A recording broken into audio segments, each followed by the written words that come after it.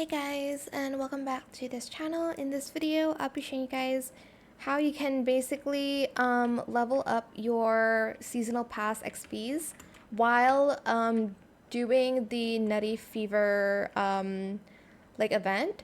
So if you see right here, if I go to pass, there's like an XP tab here. If you are harvesting plants, it will go up, like the XP will go up on its own. And the best part is you don't even need to do the quest. If I go back to pass, as you can see, the XPs go up as well. Then I can just basically go to the middle and submit my plants, and I'm basically doing like two kind of quests at once. So yeah, do that if you want to do the seasonal pass as well as the Nutty Fever.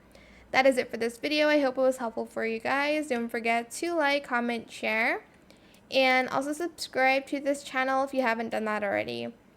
If you have any more questions about this video, just leave it in the comment section down below. I'll try my best to answer them all for you guys.